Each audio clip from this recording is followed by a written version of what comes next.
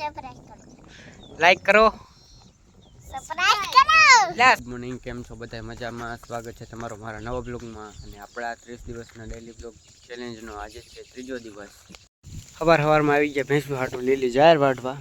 જાહેર બધી ઊભી હતી એટલી વઢાઈ ગઈ છે ને હવે આ જે પહેલાં જાહેર વાટી હતી પૂરા વારેલા પડ્યા છે ને એને હારીને બહાર નાખવાની આ બાજુ કરી દીધું છે. હવે બધા પૂરા હારવાનું ચાલુ. વધારે વરસાદને પવનને કારણે જે આ ચીકોડીની ડાયરું ભાંગી દે છે એને કાપવાની હતા. હાલો કાપી નાખી. જેટલી હુકાઈ ગયેલી ડાળીઓ હતી એટલી કાપી લીધી છે. તો ચીકુની ડાળીઓ કાપી અને આવી ગયો તો કપાવાળા ખેતરે. તો આપણો કપા તો આમ જો બહુ વધારે પડતો ઉઘડી ગયો છે. હવે આને વીણી લેવો જોઈએ કે હજી થોડાક દી રાખવો જોઈએ? વધારે અનુભવી કોમેન્ટ કરો. તો કપાએ આંટો મારીને આપણે પાછા વાડી આવતા રહ્યા ને આ બાજુ જો અમારો છોટુનો એક ઇન્સ્ટાગ્રામમાં વિડીયો વાયરલ થયો. જો બતાવું તમને. આમાં ઇન્સ્ટાગ્રામમાં એક રીલ બનાવી હતી અમે.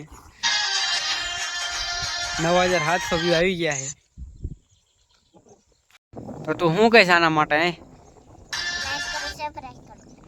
લાઈક કરો, સબસ્ક્રાઇબ કરો. લા સબસ્ક્રાઇબ નહીં, સબસ્ક્રાઇબ.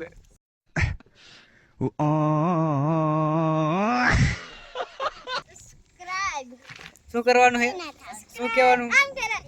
નહીં, શું કહેવાનું છે? લાઈક કરો. લાઈક કરો, સબસ્ક્રાઇબ.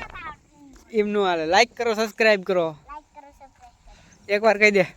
લાઈક કરો, સબસ્ક્રાઇબ કરો. તમારા આર્યનભાઈના વિડીયોમાં 10,000 વ્યૂ આવવામાં થોડાક જ બાકી હતા. આ કે એક વિડીયો બનાવવામાં જાય પાછા વિડીયો બનાવવા.